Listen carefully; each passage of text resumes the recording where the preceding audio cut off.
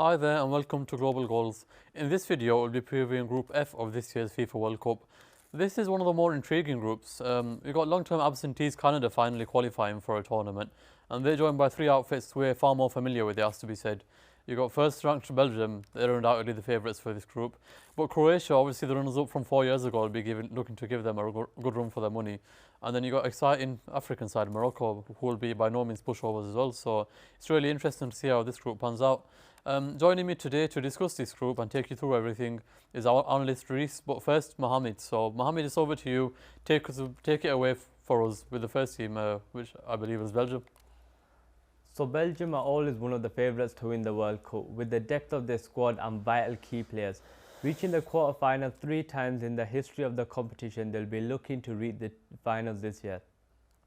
With goalkeeper Thibaut Courtois winning the Champions League last season and getting the Golden Glove in the 2018 World Cup, he is definitely one to watch out for. With players such as Doku, sailmakers coming through the ranks, they'll be hoping that they bring a different element of play to this side. One thing that could plague this side, however, is form. With players like De Ketelaere, Tielemans and their top goal scorer Romelu Lukaku all in bad form, this could hinder their team massively. Nevertheless, the fine form of Leonardo Trossard and his hat-trick against Liverpool must give supporters a good confidence. With the main man Kevin De Bruyne also being in fantastic form for City, hopefully they will be able to reach the finals this time round. Back to you, Owais.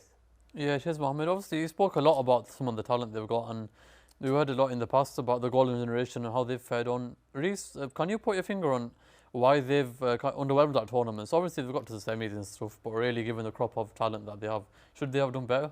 I feel like they probably could have done better. Obviously, nowadays you have people like Eden Hazard who aren't playing the greatest as they were a couple of years ago. However, I do think they have the ability to bounce back. They have little youngsters, people like Onana, who's just signed for Everton, and Zeno the Bast, who plays in the Belgian league. I think there's two great defensive players who could really boost the squad over the next couple of years. Yeah, and look, they have underwhelmed, and it's probably the last chance for this crop of players to impress. So where do you see them getting this time round? I could see them maybe getting to the finals with a push, but I think semi-finals is a good roundabout shout. Yeah, so we're saying they'll fall just short again, but I guess semis won't be too bad a stage for this group. We're probably on the way out. Now, one of the teams who really surprised us last time round, getting to the final against all the odds, were Croatia. That came out of nowhere. Mohammed, how do you see them getting on this time round? Could they even repeat something similar to what they did last time? So everyone knows about the history of Croatia in the World Cup. As you said, Owais, they went on a magical run in 2018, but they fell short at the last hurdle to France in the final. It was tough to take for them, but this year I think they're dark horses to win the whole competition. Their manager is Zlatko Dalic, who's the same as 2018. He's an experienced manager with jobs in Croatia and Saudi Arabia coaching team. His record stands at 33 wins, 12 draws and 17 losses from 62 games. And this will also be the last tournament appearance for Luka Modric. He's 37 years old, he's won everything there is in the game domestically with Real Madrid and has been a loyal servant to his country with a remarkable 154 caps. The key to Croatia doing well will be the midfield trio of Modric, Kovacic and Brozovic. Experienced midfield players who have played in the biggest games in Europe, and their range of passing is something other teams in the group will have to look out for. Croatia also have one of the best young centre-backs in the world in Josko Gvardiol, who's only 20 years old but is a modern-day defender where he can play out from the back, dribble and take players on, as well as being a physical presence on corners.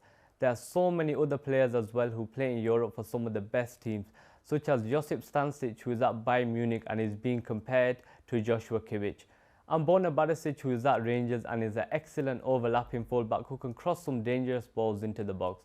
Owais, do you think Croatia can do it again and get into a World Cup final? I'd be very surprised, Mohammed. I mean, last time round, that was, it was a bit of a shock to everyone what they managed to do. But I guess that's what Croatia do. They do tend to surprise us. So you never know, strange things have happened.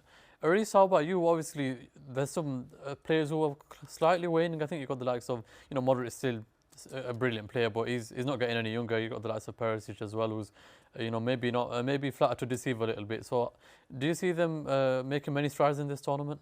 Well, obviously you've got people. These players are a bit older, but I still think they still got form. Like you have to remember, Modric did just win the Champions League. Plus, they do have some older players that do have a bit more experience, like Kramaric, who plays for Hoffenheim. He's a great little striker. Osko, as I have mentioned, Gvardiol was a great young centre back, and who could also be one of the best centre backs in the world in the years to come. Yeah, it'll be really interesting to see how Guardiola gets on. I imagine a lot of people won't have seen him play and heard a lot about him, so it should be interesting. But yeah, just give us a quick prediction on where you see Croatia getting. Quarterfinals, I'm thinking. Yeah, that seems reasonable to me. Top, like kind of among the 8 best teams in the world sounds about right.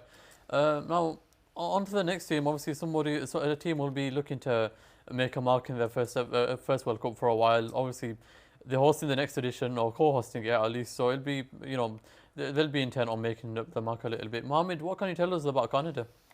So Canada have one of the more interesting stories ahead of the World Cup, with it being the first one they have qualified for in 36 years. They've obviously got 2 of the most promising young players in the world right now, in Alphonso Davies and Lille striker Jonathan David, who are both proven themselves in tough matches. Aside from those 2 though, there's a real unity amongst the squad. In June of this year though, the team did boycott a game against Panama over disputes over pay slips with the federation. That unrest did continue earlier this month when Nike, who designed Canada's kits, have decided not to design a brand new kit for them for this tournament. In a friendly against Qatar a couple of weeks ago, David covered the Nike logo on his kit in apparent protest against the decision.